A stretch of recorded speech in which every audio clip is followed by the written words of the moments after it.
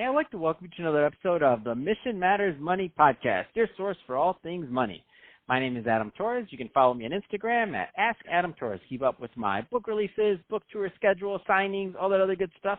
Always love to connect with you there. And as always, if you'd like to apply to become a co-author of one of my upcoming books, just head on over to the website, missionmatters.com, and click on Become an Author to apply. All right, so today I have Jeff Love on the line, and he's a partner over at Gibbs, Giden, Locher, Turner, Senet, and Wittbrodt. Jeff, welcome to the show. Thanks so much for having me on. All right, so excited to get into today's topic. So how to negotiate a lease on your terms as a real estate investor. But before we get into that, let's talk a little bit more about your firm. Tell us a little bit more about what you're up to.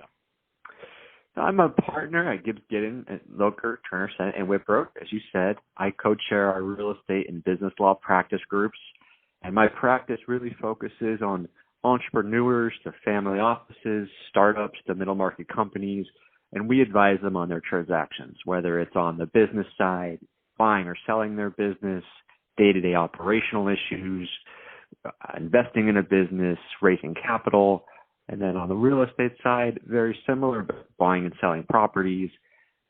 New business wants to lease a commercial space, we'll help them negotiate that, all the way to financing, development, and even syndications across the country.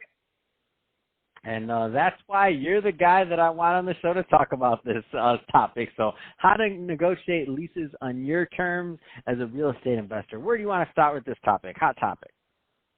Right now, it is an incredible hot topic, not so much on the negotiation outset, but workouts as well, because we are in the middle of COVID-19 and landlords are not getting paid from their tenants, and tenants are having problems struggling paying their landlords. And that just goes to show how important negotiating a good lease at the outset has become, because those that have good, well-written leases are struggling much less than those parties that have just slapped together a few pages, and the problems are now coming to light.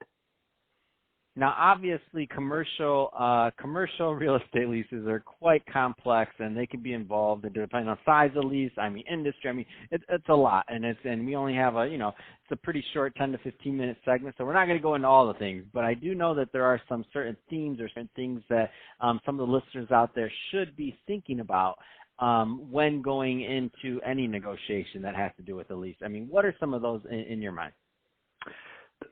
First, you want to focus on the business terms. Make sure if you've had a real estate broker or even negotiated the lease yourself, make sure that the lease reflects the business points. So the rent is what you negotiated.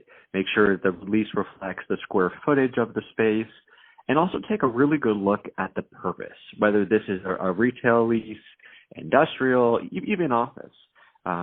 Make sure that you can get that purpose as broad as you can, because let's say that you are in a retail store and you start off as a nail salon, and maybe that doesn't work out, and you want to add in another business line, and you also want to do let's say you're going to do some salon services as well. If your business purpose limits you to a nail salon, you won't be able to add that extra business line. So if you're able to negotiate a broad purpose, maybe by just even adding the words and related purposes or related activities, you can broaden that scope and protect you in the future, where, if you didn't, you might have an unfriendly landlord or relationship might sour, and that may be something that comes into negotiation later on, where if you negotiate it up front, you don't have to have that discussion. You're able to expand your business the way you see fit without interference from a landlord. Man, and that's so key. And for most people, when you go in, I think, especially, it depends. If this is their second, third, fourth property, they've been in business for a long time. But let's talk to some of those newbies out there for a moment, Jeff. And I think sometimes they bank on that relationship on the front end, and they just don't understand how those things can turn over time, right? You're absolutely correct. And a lot of our clients, they'll come to us really at the advice of maybe their real estate broker, and they think, well, here's the lease. Can I just sign it?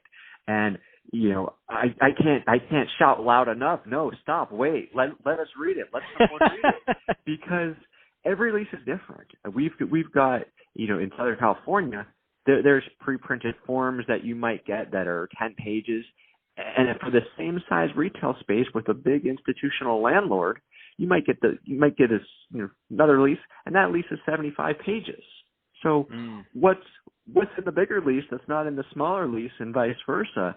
And as a newbie or a startup, you really want to protect yourself. Another area you want to focus on is, what happens if I want to sell my business?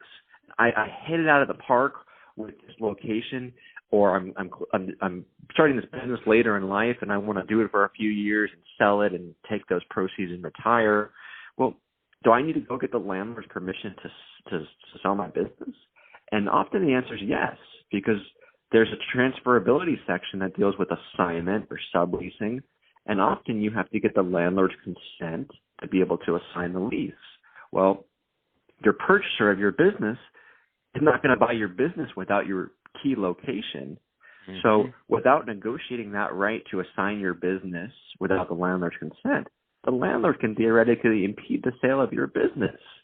And that's an issue that, hardly anyone thinks through, because, you may be thinking right now, I want to get in the lease, I want to start my business, but you also want to take the bird's eye level approach and look at your business plan from a high level, 3, 5, 10 years out, and think about these things, because too often we run to issues where you may have a great relationship with your landlord.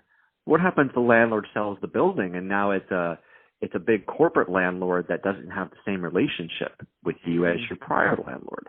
What you negotiated with one landlord doesn't necessarily carry on to the other one unless it's in writing and unless you put it in your lease.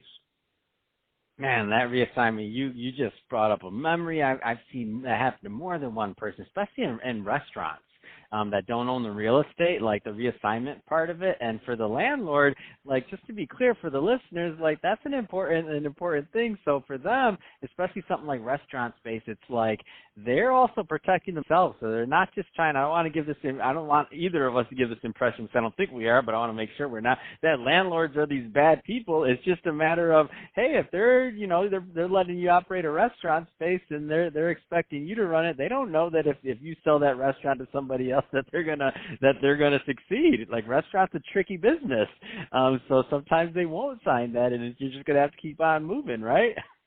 Absolutely, and I'd say our clients are 50-50 tenants and landlords, and even as a landlord, my clients, they're willing to allow you to sell your business, but there's certain protections you put in place with the landlord, and that the person buying your business, they're going to buy your whole business and not a small stake. Or if you assign it to a new company, it's going to have the same financial backing and assets as when you enter into the lease. So that the landlord's still getting the benefit of their bargain. It's the same financial strength, but that's a workable compromise from both sides, because, landlord, I'm protected. I'm confident I'm going to get my rent for the term of the lease, and as the tenant, I'm comfortable that I can assign my lease, sell my business. And the landlord gets, the same business, but just a new operator. So it's workable for both, but you have to have these conversations when you're negotiating your lease to make sure that it's a workable compromise from both. I love it. I love that. I love the way you position that, because I had to give the other side of the scale, because I'm like, there's some landlords out there listening like, hold on, we're good guys too. I mean, we just want it to be workable for both parties. I like the way you put that. So that being said, Jeff, so final question, and a two-part question. So part one, if somebody's listening to this and they want more information, what are typically the right types of clients that are a good fit for your practice? Part one. Part two, what's the best way for them to reach out? We work with a lot of different clients and really across the spectrum of business industries, from manufacturers, consumer food products, developers, investors, property owners. So what our specialty is doing these transactions, whether on the real estate or corporate side. So if you are an entrepreneur starting a business, maybe looking for your first retail location or renting office space, we can help you. If you're a middle market company and you're expanding and you need corporate or real estate advice, we can help you. And even entrepreneurs or your family offices, our specialty is also working with high net worth individuals because we're able to help you with both the real estate leasing side as well as corporate side in running and scaling your business. And getting in touch with me is easy. You can check out our firm website at www.gibbsgiden.com. And my email address is jlove, L-O-V-E, at gibbsgiden.com. Fantastic. Well, Jeff, really appreciate you coming on the show today and sharing more about your background and all of the great work that you're doing over at Gibbs Giden. And to the audience, as always, thank you for tuning in. Hope you got a lot of value out of this. If you did, don't forget to subscribe to the podcast, leave me a review in the Apple iTunes Store. And if you're watching this on our YouTube channel, Mission Matters Money, definitely give us a subscribe there, but also leave us some comments in the comment section. Love to know what kind of projects and things that you're working on. And Jeff, thanks again for coming on the show. Thanks for having me. It was a blast.